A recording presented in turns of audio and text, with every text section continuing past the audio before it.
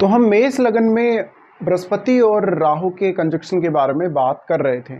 इस वीडियो में बात करेंगे अगर आपका मेष लगन हो और बृहस्पति और राहु का कंजक्शन आपके मेष लगन की कुंडली में तीसरे भाव में बन रहा हो, तो ये जो गुरु चांडाल योग आपके लिए बन रहा है, इसका कैसा परिणाम आपको देखने को मिलेगा।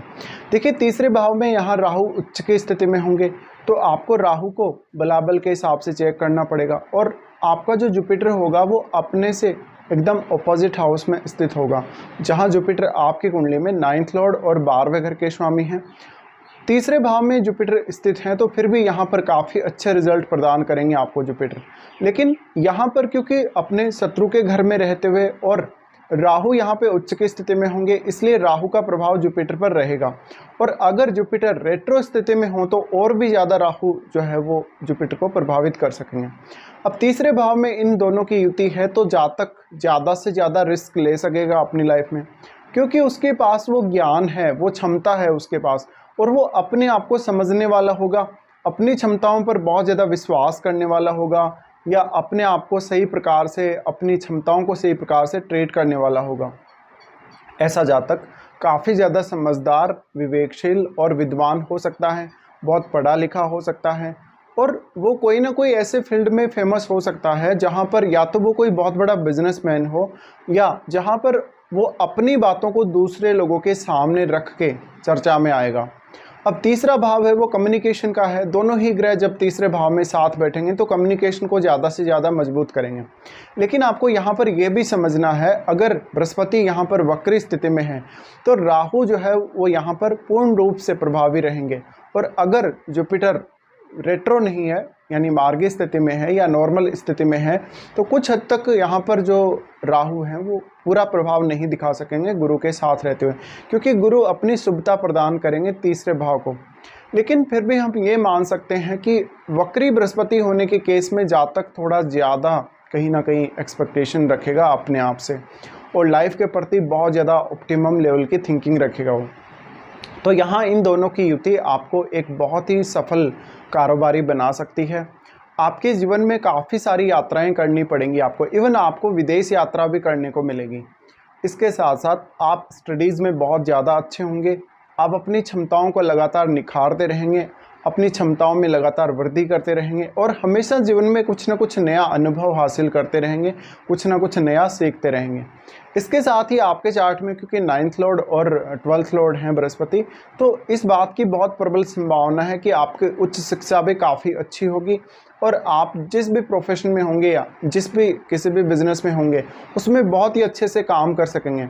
अब जुपिटर जब राहु के साथ स्थित होते हैं, तो क्योंकि आपको बहुत ज़्यादा ज्ञान होता है और ज्ञान को आप अपनी क्षमताओं के साथ जोड़कर इस्तेमाल करते हैं, तो इसलिए आप अपना पूरा प्रभाव डाल पाते हैं किसी भी पर्टिकुलर काम पर।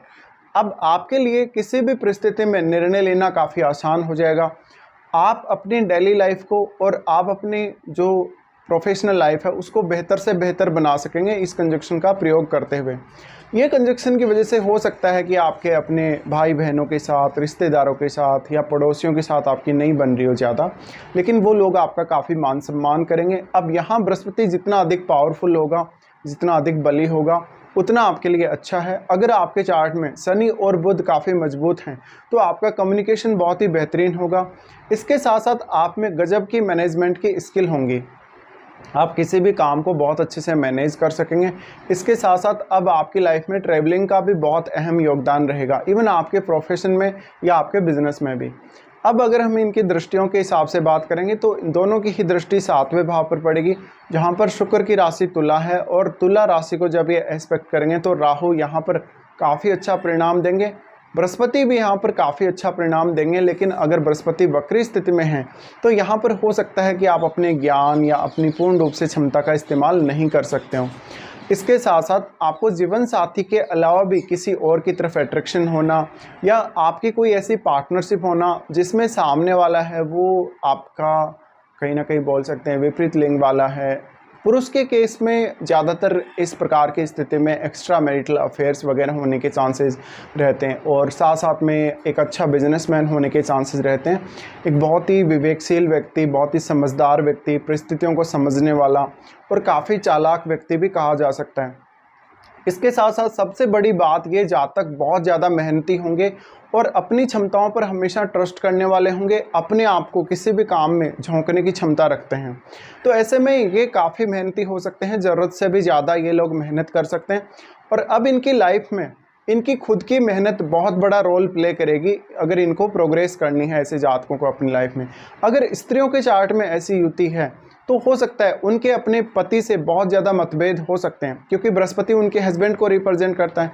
और इवन यहाँ तक कि भी हो सकता है कि अपने हस्बैंड के साथ या तो वो विदेश यात्रा करेंगी या फिर वो अपने ही देश में कहीं ना कहीं यात्रा करते ही रहेंगी, लगातार जीवन में भ्रमण होता ही रहेगा किसी न किसी पर्पज़ से।